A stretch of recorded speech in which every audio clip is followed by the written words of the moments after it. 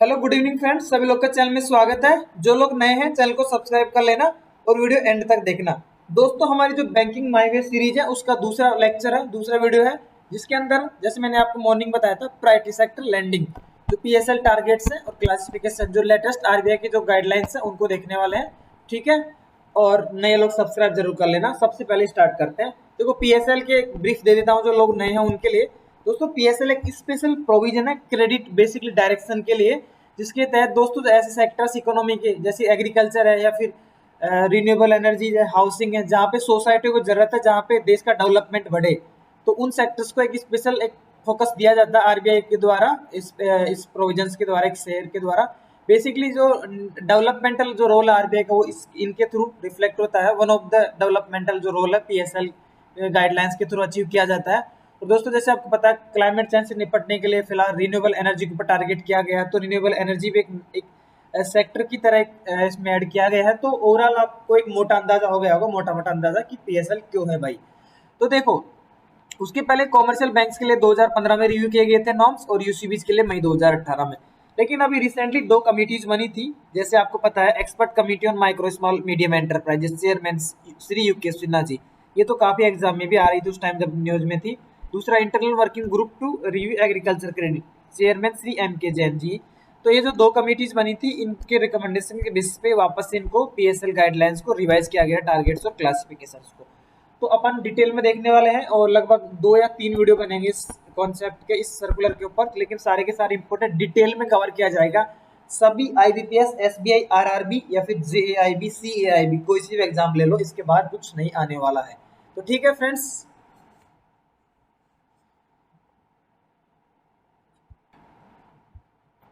देखो, सबसे पहले तो मैं दो सेक्शन आपको बता देता हूँ जो इसमें मेंशन किए गए हैं। सेक्शन 21 और 35 से read with section 56 of the banking regulation act. Banking regulation act, इसके तहत आरबीआई को पावर देती है कि पब्लिक इंटरेस्ट में अगर जरूरत पड़े तो ऐसे डायरेक्शन इशू कर सकते हैं। ठीक है, इसका नाम यहाँ पे दिया गया है। और एप्लीकेबिलिटी देखते हैं कि एप्लीकेबिलिटी का मतलब कौन सी इंस्टीट्यूशन, किस टाइप के बैंक्स के ये बेसिकली जो गाइडलाइंस एप्लीकेबल है।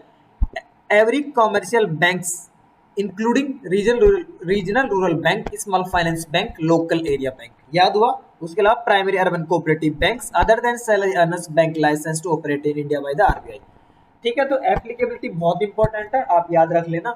Every commercial bank including regional rural bank, small finance bank, local area and primary urban cooperative banks other then, यहाँ जो दिया गया है। ठीक है, इसके अलावा कुछ सेक्शन में अर्बन कोऑपरेटिव बैंक्स मींस और as bank as primary cooperative bank defined in section 5 of the banking regulation act, read with section 56। बहुत इंपॉर्टेंट है। एक कॉन्सेप्ट होता है ऑन लैंडिंग। तो ऑन लैंडिंग का मतलब होता है दोस्तों, कोई भी बैंक देगा इंटरमीडियरी को, लाइक एनबीएफसी को, और फिर एनबीएफसी आगे पास ऑन करेगी अल्टीमेटली जो यहाँ पे प्राइवेट सेक्टर एसेट्स क्रिएट करने के लिए, लाइक फार्मर्स को, फिर रिन्यूएबल एनर्जी। तो ऑन लैंडिंग बहुत इंपॉर्टेंट कॉन्सेप्ट है, यानी कि बैंकर जो है, बैंक है जो एनबीएफसी की झोली में डालेंगे, फिर एनबीएफसी देगी फाइनल क्रेडिट लोगों को या फिर जो सेक्टर्स है उनको। तो ये काफी इंपॉर्टेंट है। उसके अलावा दो टर्म और आते हैं न्यूज में, credit equivalent of of balance sheet exposure और एडजस्टेड नेट बैंक क्रेडिट। हर देखो, पीएसएल को बेसिकली इन्हीं दोनों जो कॉन्सेप्ट है उनकी टर्म्स में डिफाइन किया जाता है।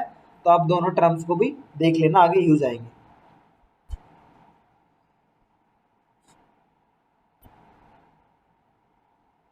अपनी जो नेक्स्ट चीज है वो है कि सेक्टर्स, प्रायोरिटी सेक्टर्स कौन से हैं। 8 सेक्टर्स है टोटल। एग्रीकल्चर, खेती तो बहुत important, agriculture. Micro small medium enterprises, Indian economy का ग्रोथ इंजन बोला जाता है इसको। एक्सपोर्ट क्रेडिट, उसके अलावा एजुकेशन, उसके अलावा हाउसिंग और सोशल इंफ्रास्ट्रक्चर और रिन्यूएबल एनर्जी। अभी क्लाइमेट चेंज की वजह से काफी फोकस किया जा रहा है यहाँ पे रिन्यूएबल एनर्जी के लिए, स्पेशली काफी इंपॉर्टेंट इनिशिएटिव्स हैं। तो 8 सेक्टर्स है टोटल प्रायोरिटी सेक्टर्स। तो वो आपको पता रहना चाहिए, ऑप्शन में देखे पूछ सकता है कि कौन सा प्रायोरिटी सेक्टर नहीं है, एटसेट्रा एटसेट्रा। ठीक है, आगे चलते हैं।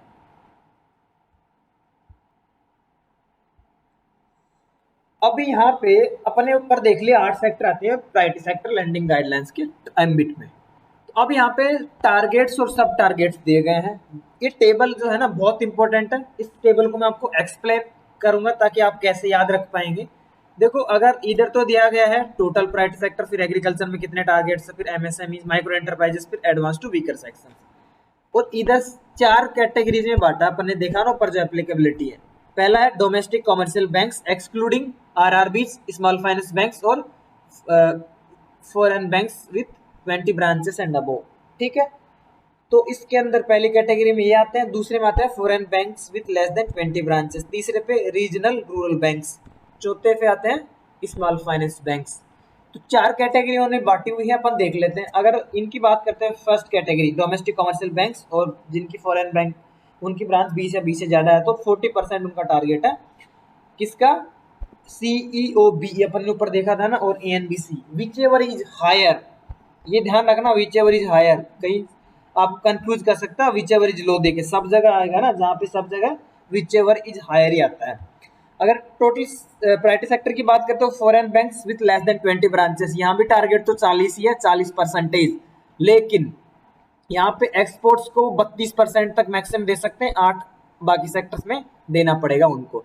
अगर बात करते हैं स्मॉल फाइनेंस बैंक्स, तो इनका है 75%। कितना है इनका? 75% ऑफ ANBC और CEOB whichever is higher, ठीक है।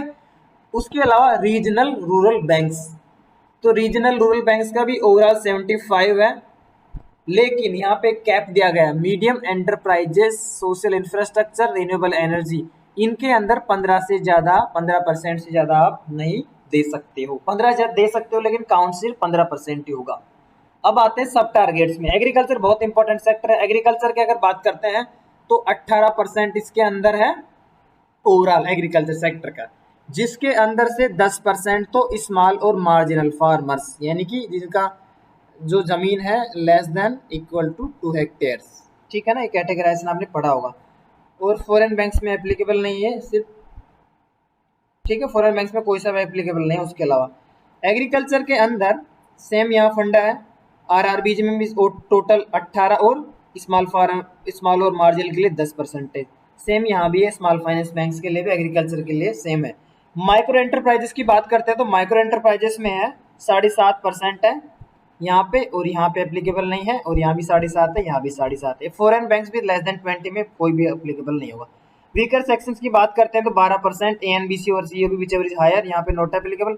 और वीकर सेक्शंस में 15% रहता है रीजनल रूरल बैंक्स का, लेकिन जब स्मॉल फाइनेंस बैंक्स की बात करते हैं तो 12% ही रहता है। और यहाँ पे आप देख रहे हो कि हेज दिया हुआ है। हेज का मतलब है कि ये अभी टाइमलाइन के अकॉर्डिंग ग्रेजुअली अचीव किया जाएगा। हेज का मतलब नीचे समझाऊंगा मैं, ठीक है। फिलहाल कितना है वो अलग से दिया है, लेकिन हेज का मतलब अल्टीमेटली 2024 तक ये ऑब्टेन करना, मार्च 2024 तक। तो आई होप ये जो टेबल है आपको याद हो गई होगी। टेबल से क्वेश्चंस पूछते हैं, 2-3 बार आप पढ़ोगे ना तो आपको पता चल जाएगा। मैंने तरीके बता दिए कैसे आप याद कर सकते हो। देखो बेसिकली अगर मैंने आप ऊपर देखा होगा तो मैंने बताया था कि स्मॉल और मार्जिनल फार्मर्स को 10% का टारगेट है, लेकिन ये ग्रेजुअल इंक्रीज होगा। 8% था, इसको 10 किया गया। 10 अचीव करने के लिए मार्च 2024, ठीक है ना। आप ग्रेजुअल इंक्रीज होगा, ये पहले 8 था, उसके बाद में 2021-22 में 9 रहेगा, उसके बाद में 22-23 में 9.5 रहेगा, और फिर 23 मार्च 2024 आते आते 10% टारगेट हो जाएगा स्मॉल मार्जिनल फार्मर्स का।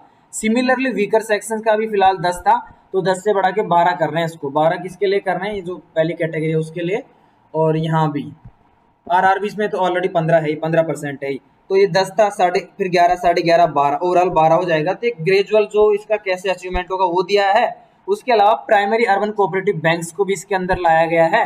तो प्राइमरी अर्बन कोऑपरेटिव बैंक्स की बात करें तो बेसिकली जैसे आपको पता होगा फिलहाल 40% है, लेकिन ये भी स्मॉल फाइनेंस बैंक्स की तरह ही मतलब कन्वर्ट करना चाहते हैं।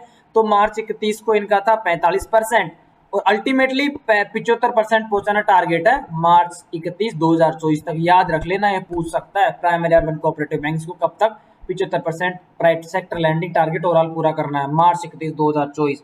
और ये अभी जो मार्च आएगा 2022 में, जब तक इसको 50% करना है।